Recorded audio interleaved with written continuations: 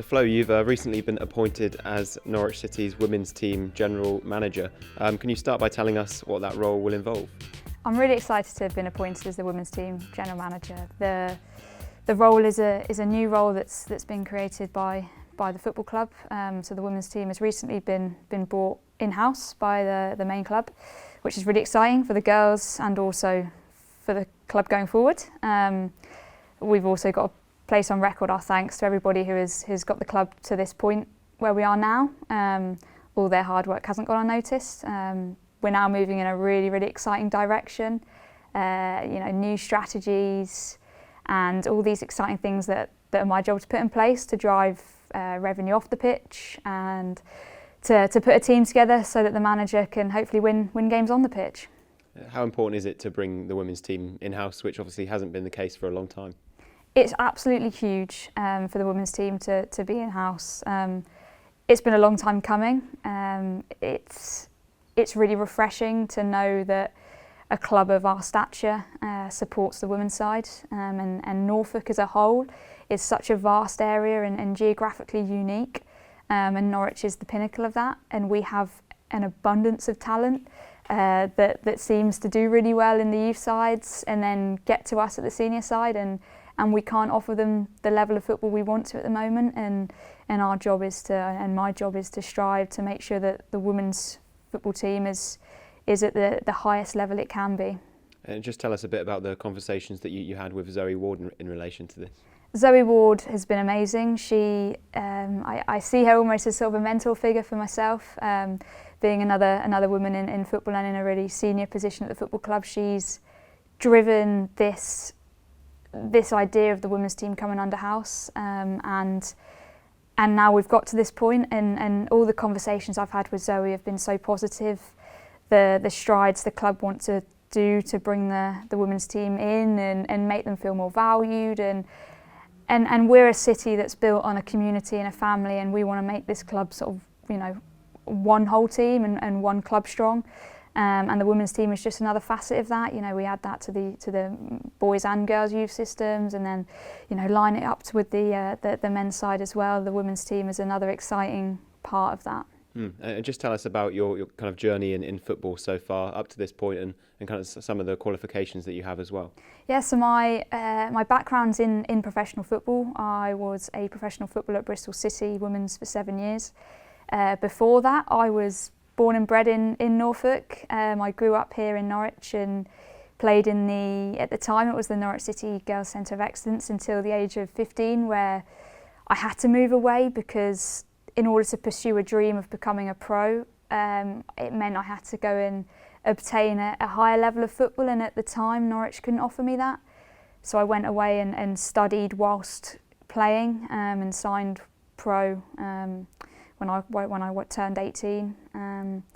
Alongside of my football commitments, I went to did my college course, and then went to the University of Gloucestershire to study a degree in sports business management alongside my full-time playing commitments in the Women's Super League, which was a balancing act at times, to get relegated in our last season and to be doing a dissertation at the same time had its issues. But I loved it. That's the type of person I am. I enjoy the challenge, and I enjoy the pressure of having to get things done and working towards deadlines. And I think I really thrive in an environment that strives to achieve high performance in whatever area that might be.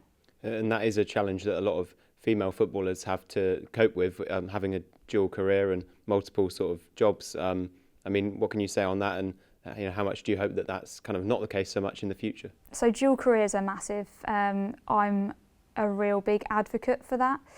I believe that we should be developing people first and footballers second, whatever that looks like. And that's going to be a big part of our ethos going forward. My background around dual careers was that I studied while I played, and I was always consciously aware that unless you make it to the very top, you can't earn a decent living out of it and the longevity in it. You might make it to the top and earn a decent wage and have a decent career, but it's not going to set you up. You're always going to need not necessarily a backup, but an alternative. I like to view it as, which is where it's led me to. I loved the off-pitch side of football.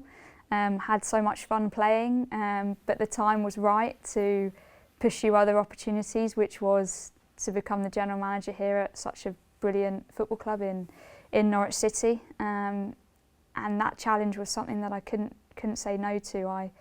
I'm so passionate about making sure that there's opportunities for young girls to come through in a pathway, but also to develop a first team that's competing at the highest level possible and really putting in some infrastructure in place that has credibility and that we can attract talent, retain talent and grow the talent both as people first and as footballers. I mean, so actually you're saying that it's been beneficial to you to have other things to do outside of football and develop yourself as a person outside of football, and that's something that you encourage girls to do as well, rather than just focusing on one thing. I would 100% encourage that. I think it should be something that is thought about in equal measure whenever making any footballing decisions. You've got to think about education as well. I was lucky enough to always have that mindset, and there's cases where there isn't that mindset in professional players, especially in the women's game, and professional football is a volatile environment. Sometimes you might not make it to the top, and you've always got to have that backup and that alternative to sort of say, oh well what if?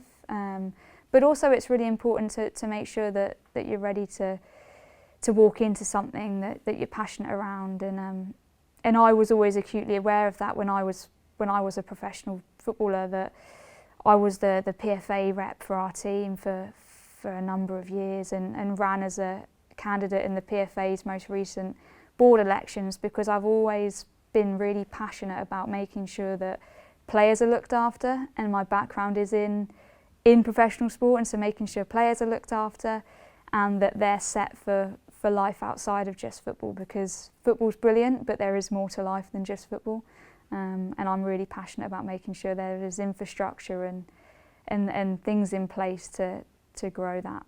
And you mentioned that you were growing up in Norfolk and playing for Norwich at a young age. How much different do you hope in the future you can see between what it was like back then and what it's hopefully going to be like in the future, in terms of caring for players, media coverage and everything around women's football? Yeah, so women's football in Norfolk has an exceptional potential right now.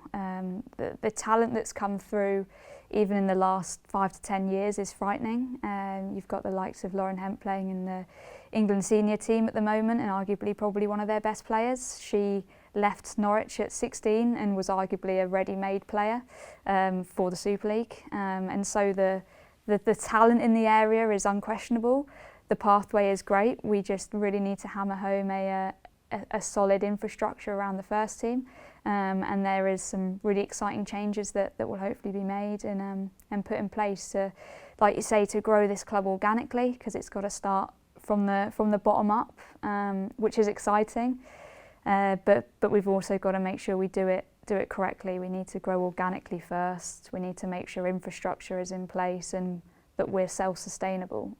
We've got to be built on that model, which is aligned to the first team and the whole club model as well. Yeah, you mentioned that the talent is there in Norfolk. At Norwich, the facilities are there as well. I mean, what are your impressions of the women's team, sort of from what you've seen so far, and the setup that they have at the Nest as well? The Nest is unbelievable. It's a top-class facility. The pitches are exquisite. You walk in there and you immediately feel like this is a proper place to one, learn, but also to hone in on football skills.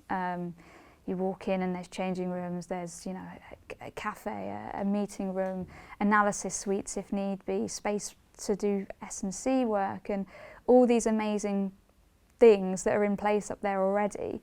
And then that's without even thinking about the unbelievable playing pitch that's at the Nest, and it really gives you a sense of direction where this club is going, in terms of making sure the women's team is looked after. They've got their own, that is their home, and you immediately get a sense of belonging and pride when you drive into the Nest and you stand at the side of the pitch and hopefully watch Norwich City women win a game. What are the main kind of things that you want to take away from this season and seasons to come? So last year the girls did brilliantly. They managed to avoid relegation and finish comfortably in the end, with one game left to go, they'd secured their fate in retaining their league status.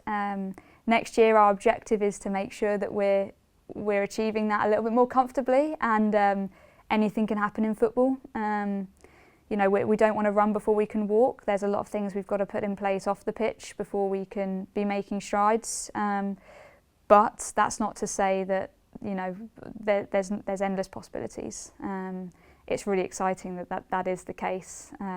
But we want to grow steadily and grow organically. And having the main club behind us now provides us that opportunity to really set some key objectives and some key goals to strive towards. And what can you say about kind of the growth in interest around women's football as a whole? I mean, you spent a lot of years at Bristol City. What did you see during your time there? How much it's grown? Yeah, my time as a professional was very interesting because I came into it at an interesting stage because there wasn't the exposure that there is now. Where the game has come in the last 5 years has grown so much, which has been amazing to see. We're now at the stage where there's teams being, you know, broadcast on Sky Sports at prime time hours, and they're being scrutinised at half time. But that's what we want, you know. Women's football is a very different game. It's played in a different way with a different target audience, but that's what makes it unique. And there's such an opportunity to explore that here in Norfolk as well. We have an amazing men's team who do really well at everything they do, and we have an opportunity now to align to those values and really have our own sort of USP in terms of what we do. But it all look very similar to whether you're looking in at the women's team or the 23s or the first team. You can identify that as a Norwich City team and a club as its own. I think this past weekend it was the first time that the men's and the women's FA Cup finals were at Wembley Stadium on the same weekend. That it kind of demonstrates, I guess, the kind of, you know, equality that we want to show here at Norwich as well between the men's and women's teams. Yeah, exactly. Ever since having, you know, very early on discussions with Zoe Ward, she was really keen to get the women's team, you know, in-house first of all, but also then to employ a general manager, which luckily was myself. And the equality that the club have shown, even by doing that, it has been amazing.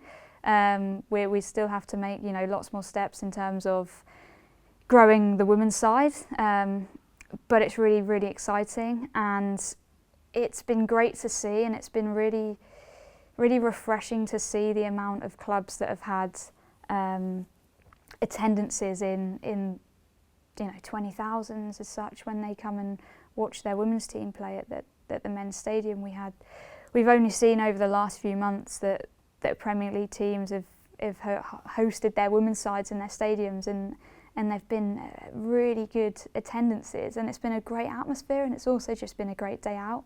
And that's what we want to strive towards is putting on quality football in our unique area, where fans can come along, watch, enjoy themselves, and it be a little bit different to what a stereotypical Norwich game might look like, because it's the women's team with a very different USP.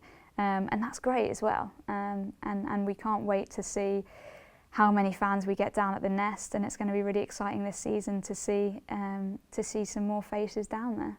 So in terms of the direction that the club is heading in, how has it kind of been restructured to accommodate the women's team? So the club has had a really refreshing restructure. We've had a player pathway review from looking at it from the ages of 6 to 46. How we get girls into football, how we keep them there, how we develop them, but also then how, when they get to the first team, how they're sort of almost ready-made first team players, which is really exciting.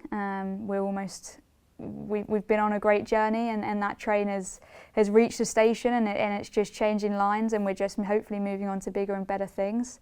And how that shapes going forward is exciting. But the restructure has seen a lot of change, but it's for the better going forward. And I mean, you mentioned Lauren Hemp earlier. Like yourself, felt like she had to move away to kind of further her career. But what we want is for girls who are playing for Norwich to stay at Norwich as long as possible. In the future, that's one of our goals. We want to develop, nurture, and retain talent to then play for our Norwich City Women's Senior First Team. That is the goal. We strive of developing talent so that we can reap the rewards of that, but also so they can reap the rewards of being a Norwich City player, you know, that they're balancing whatever they want to do outside of football, whether that be education, careers, whatever that might look like, and that they're a Norwich City footballer as well. And hopefully, as time goes on, the women's team progresses, and every year we have a chat, and the club's in a much better place than it was 12 months ago. That's the overall goal, is that we've got to grow organically, but every year we're striving to achieve more.